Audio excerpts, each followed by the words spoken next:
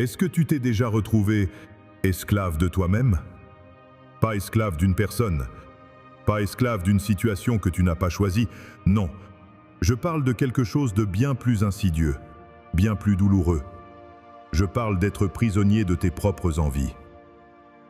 Tu sais ce moment où tu te dis « c'est le dernier verre » et tu en reprends un autre.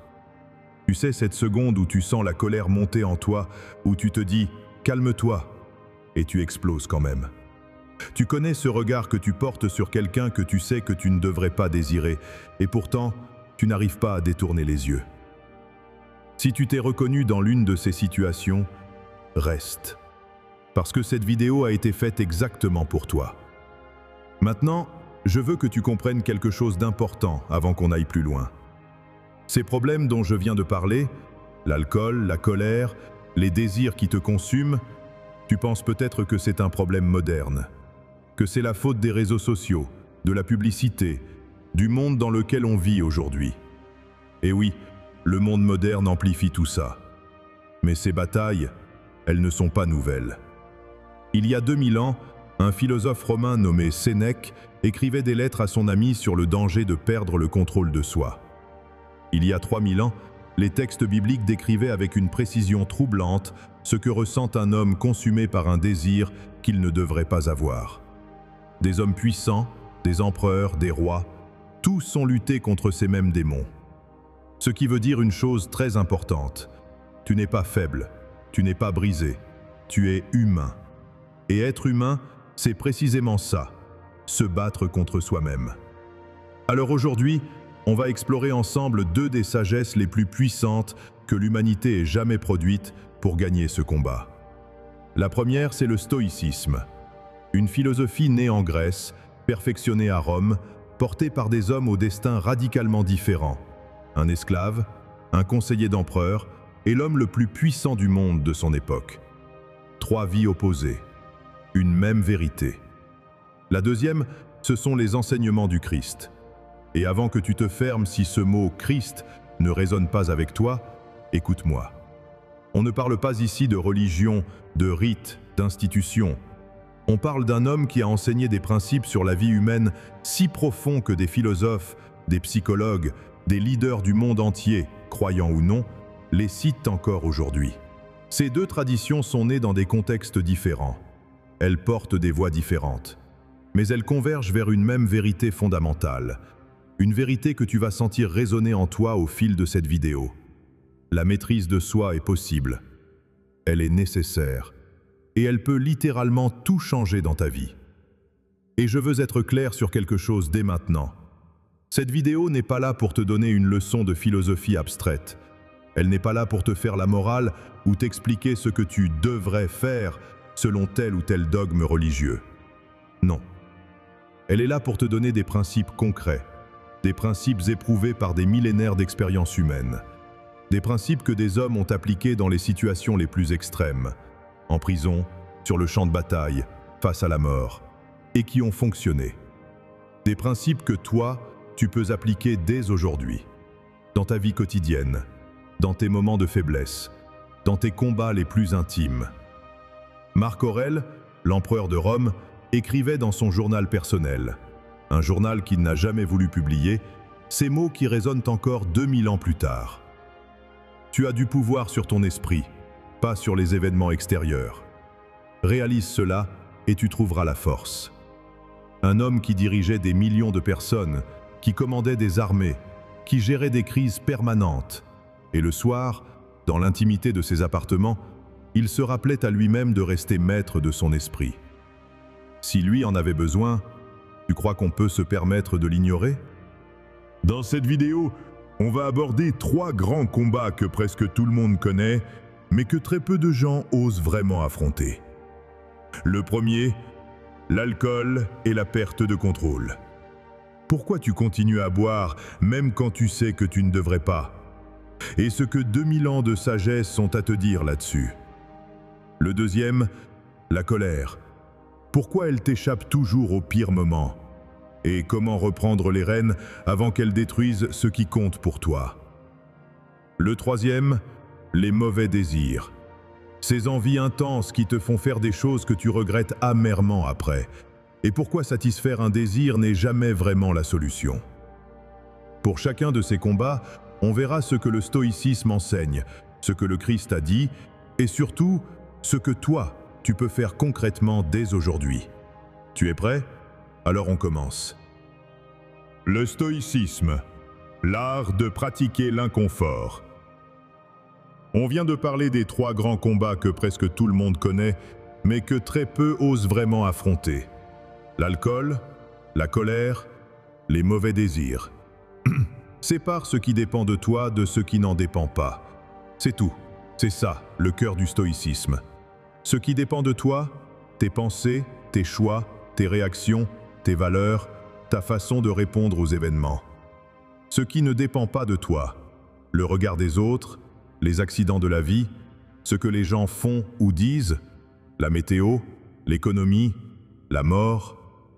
Et voilà le piège dans lequel la plupart des gens tombent chaque jour sans s'en rendre compte. Ils gaspillent toute leur énergie sur ce qu'ils ne peuvent pas contrôler. S'inquiéter du regard des autres, ruminer sur ce qui s'est passé, s'énerver contre des choses qui n'ont aucune importance. Et ils négligent complètement ce qu'ils pourraient vraiment maîtriser. Leurs pensées, leurs habitudes, leurs réponses émotionnelles. C'est comme essayer de contrôler la pluie pendant que ta maison brûle. Ça ne marche pas. Et pendant que tu regardes le ciel, tout ce qui compte pour toi disparaît. Maintenant, à l'intérieur de cette philosophie, il y a 3 principes qui sont particulièrement puissants pour notre combat contre les addictions, la colère et les mauvais désirs. 3 principes que je veux te détailler, parce qu'ils changent vraiment tout. Premier principe, vivre selon la raison, pas selon les passions.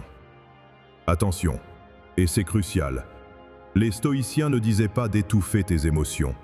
Ils ne disaient pas de ne rien ressentir. Ce n'est pas ça du tout. Ce qu'ils disaient, c'est ceci. Ressens ce que tu ressens, mais ne laisse pas tes émotions prendre le volant. Tu peux ressentir la colère, mais tu choisis comment tu y réponds.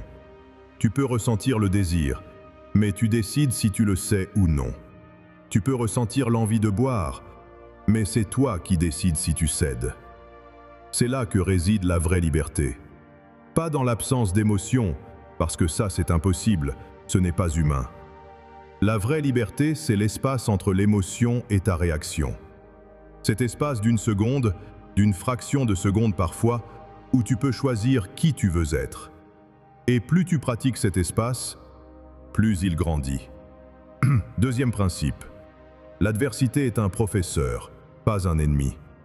Marc Aurèle écrivait dans ses Pensées, ce journal intime qui n'était pas destiné à être publié, mais qui est devenu l'un des livres les plus lus au monde. Ce qui se met en travers de l'action fait avancer l'action. L'obstacle n'est pas là pour te détruire. Il est là pour te révéler qui tu es vraiment, pour te forcer à grandir, pour te montrer des ressources en toi que tu ne soupçonnais même pas. Pense à ça. Chaque fois que tu résistes à une envie destructrice, chaque fois que tu poses ce verre, que tu retiens cette colère, que tu détournes ton regard de ce que tu ne devrais pas désirer, tu ne te prives pas. Tu te construis. Tu déposes une brique supplémentaire dans ce que les stoïciens appelaient la forteresse intérieure.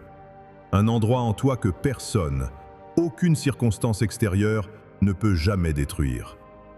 Troisième principe, et c'est celui qui m'a le plus frappé, pratiquer l'inconfort volontaire. Voici une question que je veux te poser honnêtement.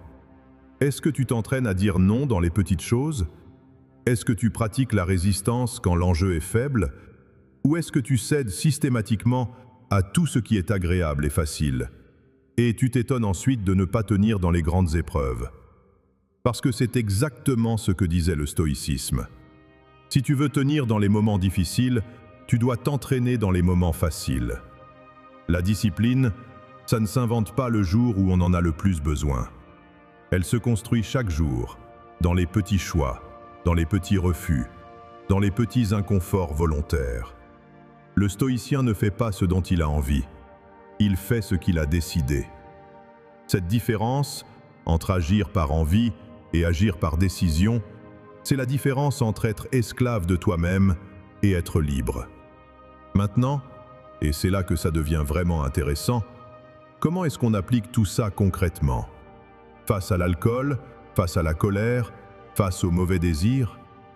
Face à l'alcool.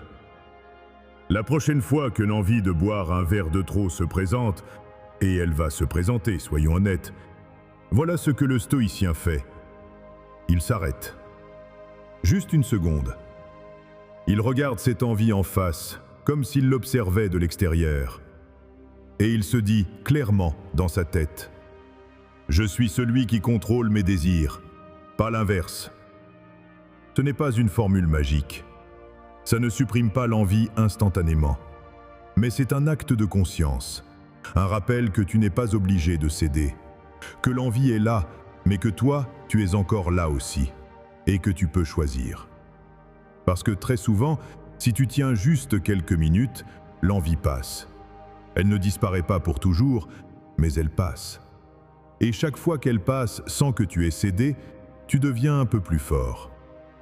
Face à la colère. Sénèque, cet homme qui vivait au cœur du pouvoir romain, entouré d'intrigues et de trahisons, écrivait que le plus grand remède contre la colère, c'est de temporiser.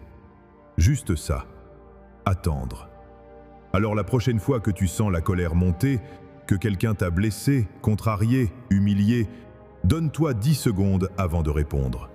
10 petites secondes. Et pendant ces 10 secondes, rappelle-toi: je suis humain. Il est humain. L'erreur est humaine. Est-ce que cette colère vaut ce qu'elle va te coûter? Ta relation? Ta réputation? Ta paix intérieure? Dans la plupart des cas, la réponse est non.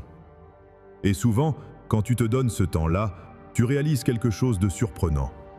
Il y avait peut-être une autre façon de répondre, une façon plus intelligente, plus digne, plus efficace. Face aux mauvais désirs, Marc Aurèle écrivait: « Rappelle-toi que ce qui dirige en toi a le pouvoir de se transformer en accord avec sa propre nature. Ce qui dirige en toi, ta raison, ton esprit, ta volonté, a le pouvoir de se transformer, de grandir, de devenir meilleur. Souffrir maintenant, c'est se réjouir plus tard. Ton désir peut passer, ta réputation, elle, reste. Les conséquences de tes actes restent, et les regrets aussi. Alors la question n'est pas « est-ce que j'en ai envie ?» La question est « est-ce que je vais regretter ça demain matin ?» Cette discipline, pratiquée jour après jour, dans les petites choses comme dans les grandes, construit quelque chose que rien ni personne ne peut te voler. Une estime de soi profonde, inébranlable. Pas l'estime qui vient des likes sur les réseaux sociaux, pas l'estime qui dépend du regard des autres, mais l'estime qui vient de tes propres choix, de ta cohérence, de ta fidélité à toi-même. Le sentiment, chaque soir en te couchant, d'avoir été la personne que tu voulais être. Et c'est peut-être là la chose la plus précieuse que le stoïcisme peut offrir. Épictète, cet esclave qui n'avait aucun contrôle légal sur sa vie, disait ceci: « On ne peut jamais enchaîner l'esprit d'un homme qui a choisi d'être libre. » Si un esclave pouvait atteindre cette liberté intérieure, qu'est-ce qui t'en empêche, toi? Dans le chapitre précédent, on a vu comment le stoïcisme peut t'aider à construire une forteresse intérieure, à pratiquer l'inconfort, à choisir ta réponse plutôt que de subir ta réaction. Et peut-être que tu t'es dit « D'accord, je comprends.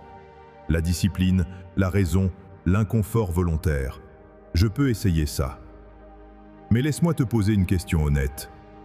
Est-ce que tu as déjà essayé de changer par la seule force de ta volonté? D'arrêter une mauvaise habitude? De te maîtriser dans la colère? De résister à un désir intense? Et est-ce que tu as tenu, vraiment tenu, sur la durée? Parce que la volonté, c'est comme un muscle. Elle se fatigue, elle a ses limites. Et quand tu es épuisé, quand la vie te frappe là où ça fait vraiment mal, parfois la philosophie seule ne suffit pas. C'est exactement là qu'une deuxième sagesse entre en scène.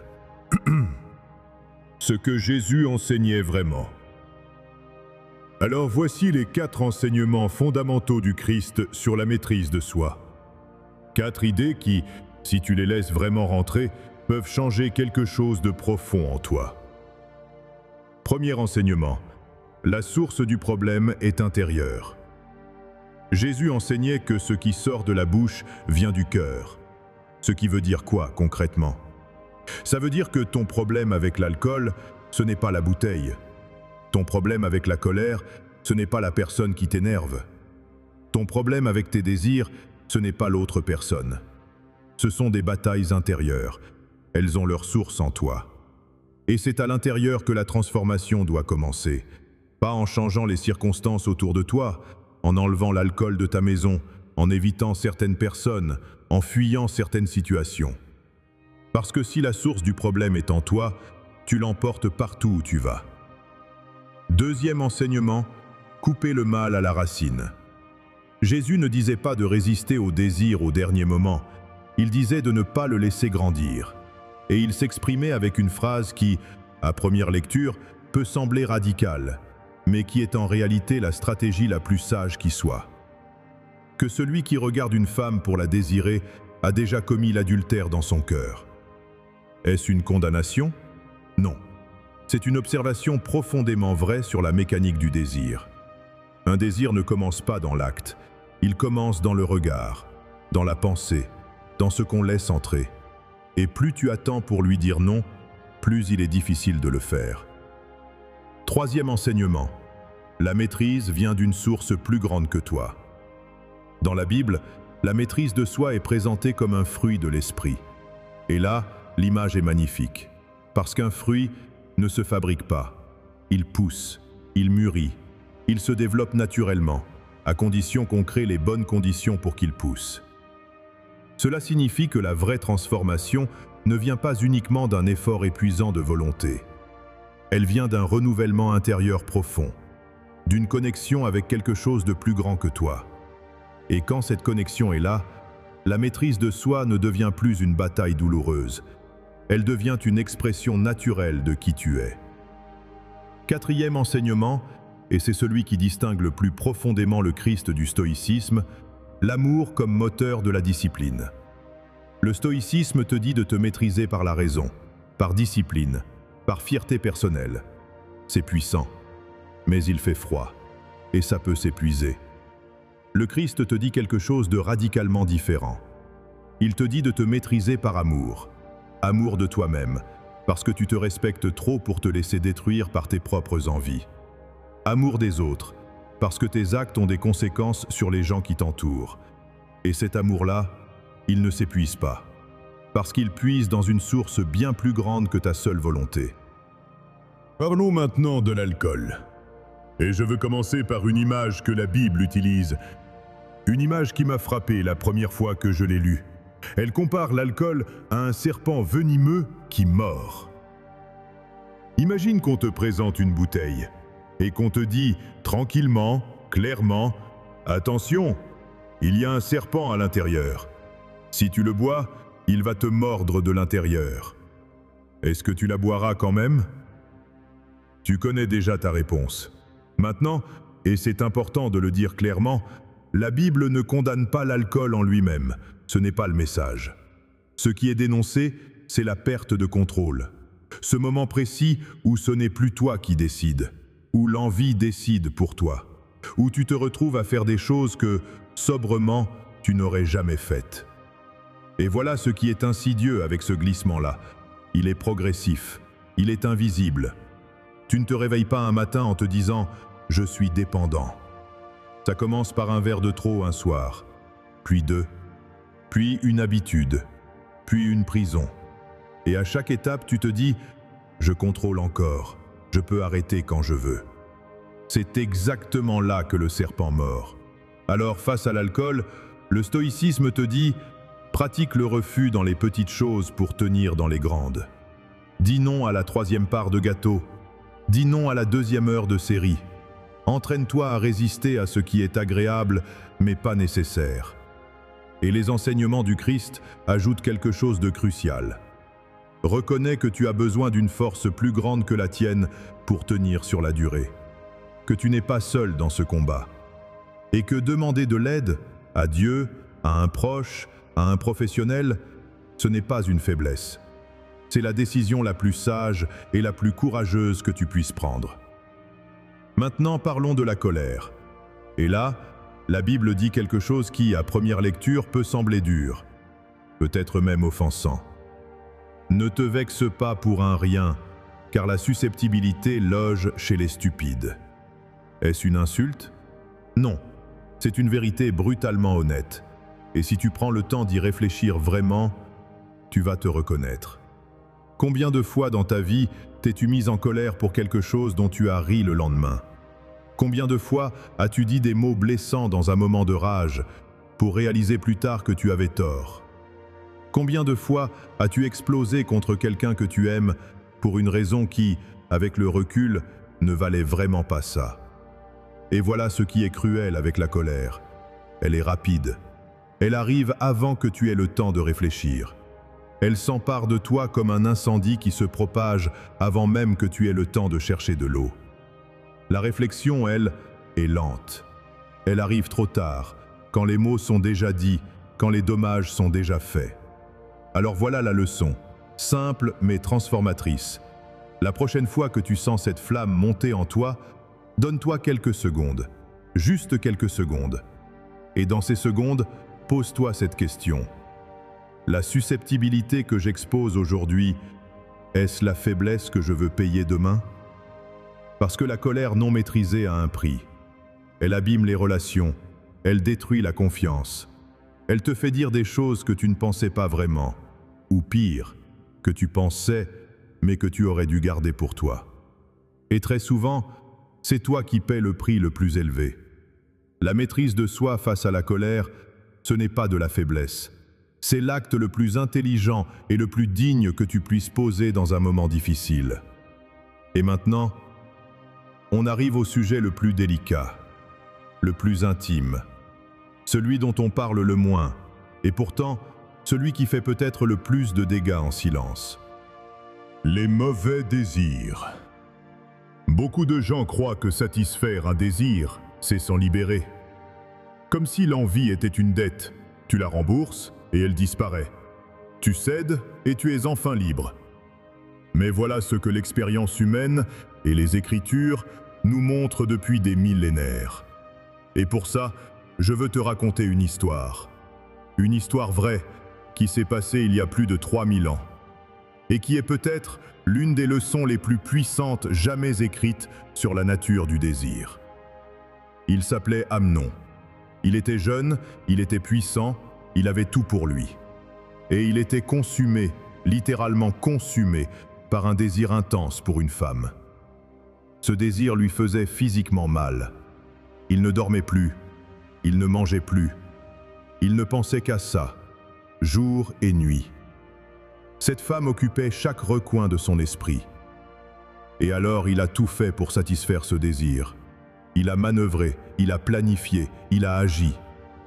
Et après, qu'est-ce qui s'est passé après qu'il a eu ce qu'il voulait? Il s'est mis à la haïr, encore plus fort qu'il ne l'avait aimée, avec une intensité qui l'a lui-même choqué. Il l'a rejetée, humiliée, chassée. C'est l'une des histoires les plus tragiques de l'Ancien Testament. Et c'est l'une des plus révélatrices sur ce que le désir fait vraiment à un être humain. Parce que voilà la vérité que personne ne te dit ouvertement. La vérité que la publicité, les films et les réseaux sociaux ne veulent surtout pas que tu comprennes. Le désir ne se satisfait pas. Il se nourrit. Plus tu lui donnes, plus il demande. Il ne s'éteint pas quand tu cèdes. Il grossit. Il devient plus exigeant. Il revient plus vite, plus fort, plus insistant. Comme un feu auquel tu ajoutes du bois en croyant l'éteindre. Et il y a une image magnifique pour comprendre ça. Imagine un enfant qui pleure, qui crie, qui réclame quelque chose de dangereux, un objet tranchant, une substance nocive. Il insiste, il supplie, il fait une crise. Une mauvaise mère cède, pour avoir la paix, pour l'instant. Une bonne mère refuse, pas parce qu'elle est cruelle, pas parce qu'elle ne l'aime pas, mais précisément parce qu'elle l'aime vraiment. Parce qu'elle voit ce que l'enfant ne voit pas encore, les conséquences, le danger, le prix à payer. Tes désirs incontrôlés sont cet enfant. Et toi, tu dois être cette bonne mère. Alors comment faire face à un désir qui te consume? Quelle est la stratégie concrète? Et là, Jésus donne un conseil qui, je te le dis honnêtement, m'a pris par surprise la première fois que je l'ai vraiment compris. Que celui qui continue à regarder une personne au point de la désirer a déjà commis l'adultère dans son cœur. Beaucoup lisent cette phrase comme une condamnation sévère, comme si Jésus te punissait pour avoir simplement ressenti quelque chose.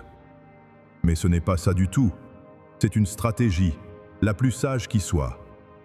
Parce que Jésus avait compris quelque chose que la psychologie moderne confirme aujourd'hui. Un désir ne commence pas dans l'acte, il commence dans le regard, dans la pensée, dans ce qu'on laisse entrer.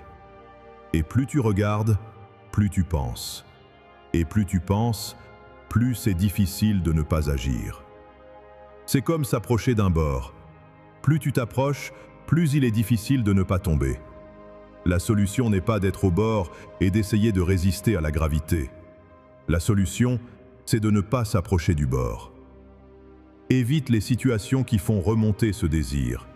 Évite les contenus qui l'alimentent. Évite les environnements qui l'éveillent. Ce n'est pas de la faiblesse, c'est de la sagesse. La vraie force, ce n'est pas de te mettre délibérément en danger pour prouver que tu peux résister. La vraie force, c'est de te protéger assez pour ne pas avoir à résister. Parce que ce désir-là, il est en toi. Il est en nous tous. La question n'est pas de le nier. La question, c'est de ne pas le réveiller inutilement. Le stoïcisme t'apprend à te battre. Les enseignements du Christ t'apprennent à ne pas avoir à te battre inutilement. L'un te donne la discipline, l'autre te donne la sagesse de savoir quand et comment l'utiliser, et te rappelle que tu n'es pas seul pour la porter. Ces deux sagesses ne s'opposent pas, elles se complètent, comme deux côtés d'une même vérité sur ce que signifie être un être humain libre, vraiment libre. Et dans le prochain chapitre, on va voir comment tout ça se traduit concrètement dans ta vie quotidienne.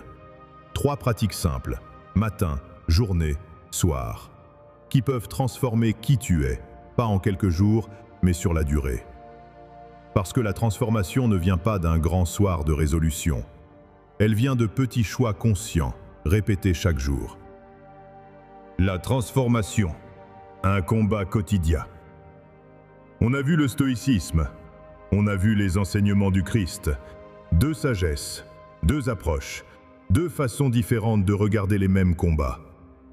Et peut-être qu'à ce stade, une question légitime se pose dans ta tête. Laquelle choisir? Est-ce que je dois être stoïcien ou chrétien? Est-ce que ces 2 traditions s'opposent? Est-ce que l'une contredit l'autre? La réponse est non. Et dans ce dernier chapitre, je vais t'expliquer pourquoi. Je vais te montrer comment ces 2 sagesses s'assemblent comme 2 pièces d'un même puzzle.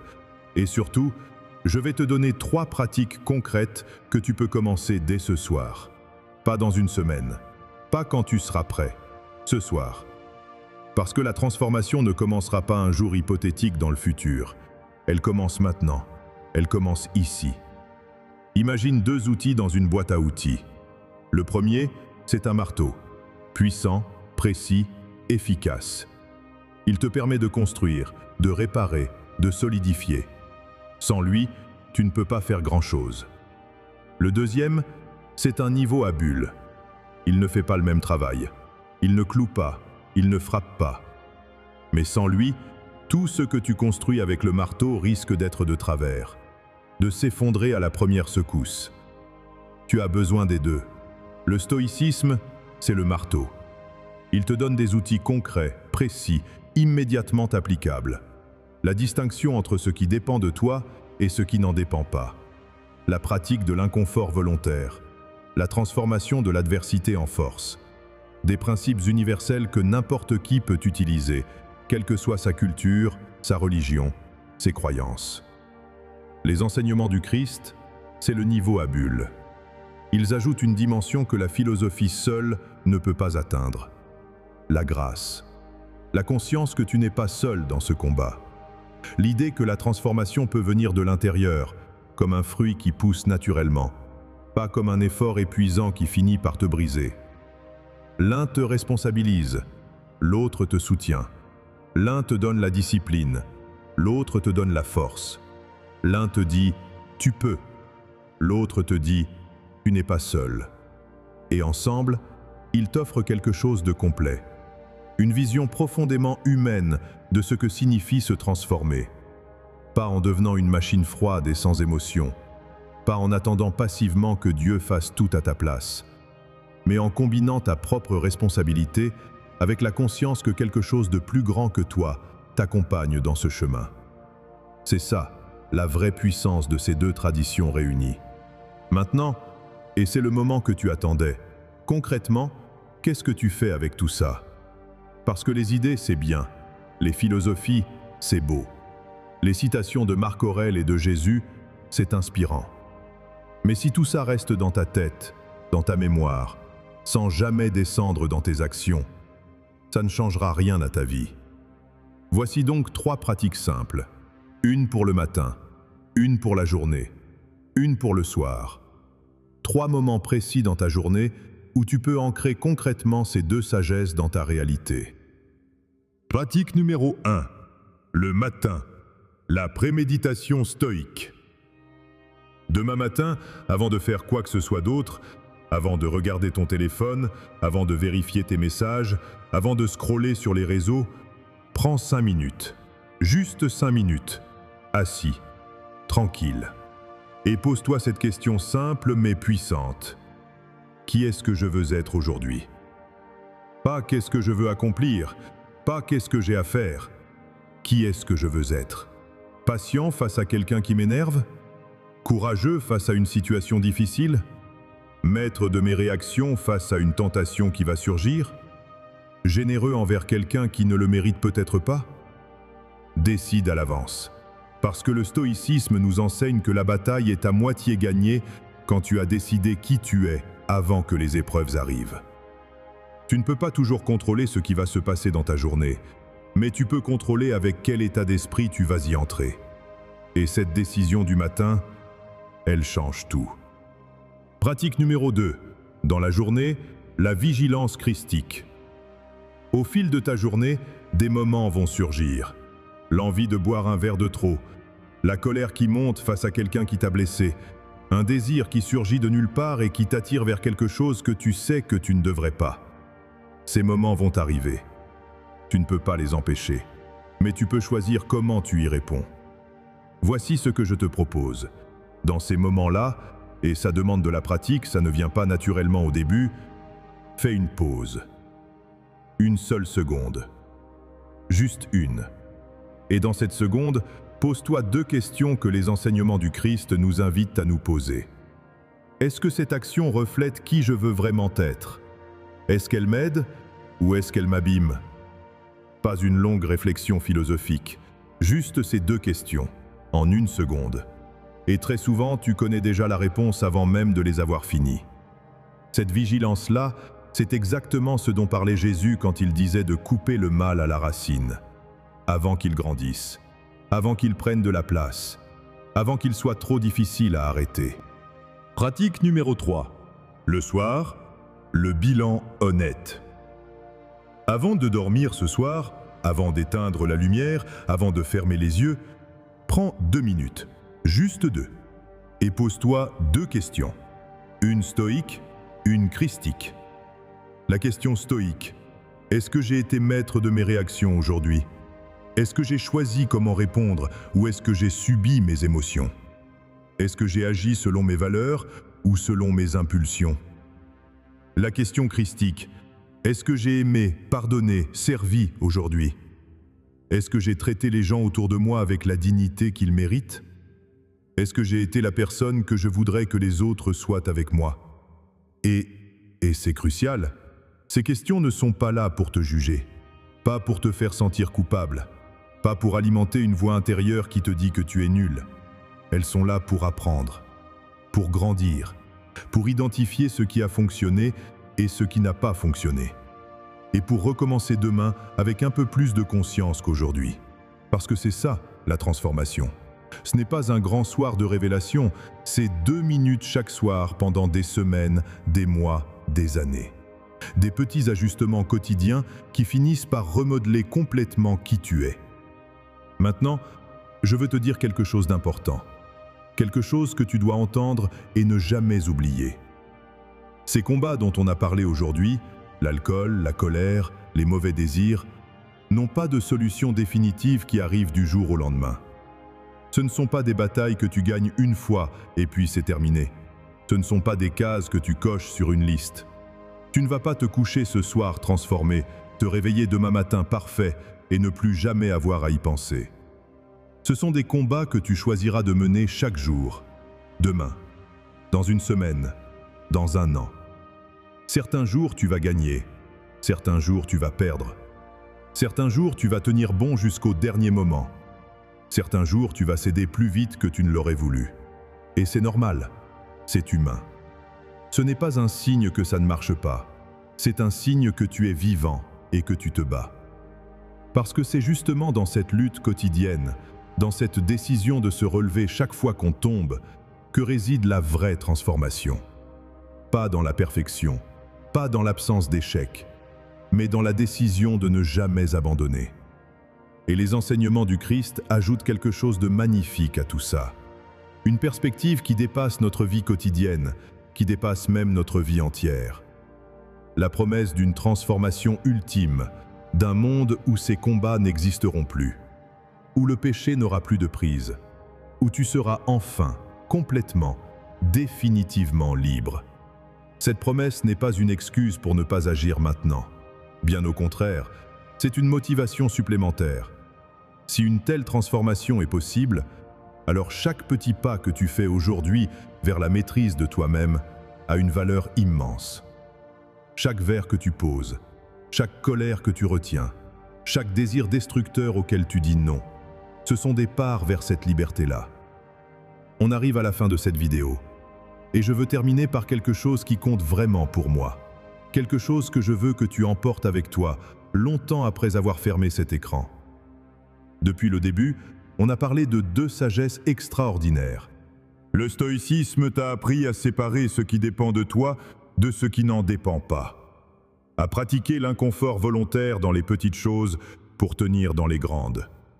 À voir l'adversité non pas comme un ennemi qui cherche à te détruire, mais comme un professeur qui cherche à te révéler. Les enseignements du Christ t'ont appris à couper le mal à la racine avant qu'il grandisse, à ne pas t'approcher du bord inutilement, à te maîtriser non pas par fierté froide, mais par amour profond, et à t'appuyer sur une force bien plus grande que ta seule volonté.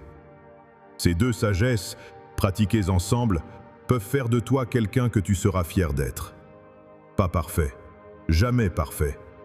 La perfection n'est pas l'objectif, et d'ailleurs la perfection te paralyse. Elle te fait croire que si tu ne peux pas être parfait, autant ne pas essayer. Non, l'objectif, c'est d'être transformé, en mouvement, en croissance.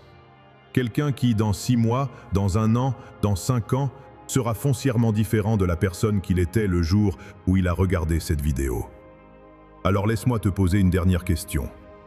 La question la plus importante de toute cette vidéo.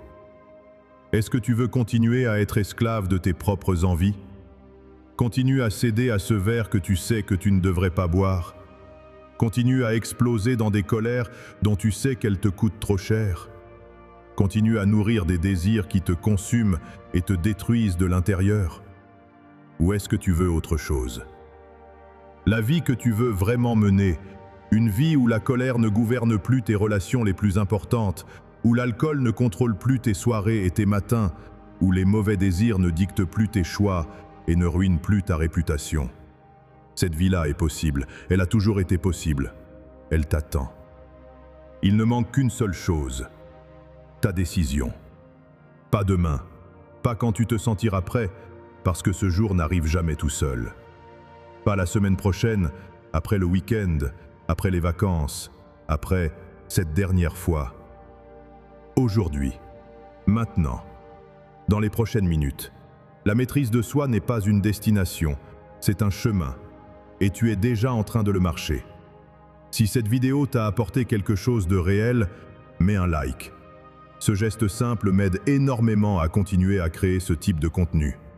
Partagez-la avec quelqu'un que vous aimez et qui traverse l'un de ces combats en ce moment.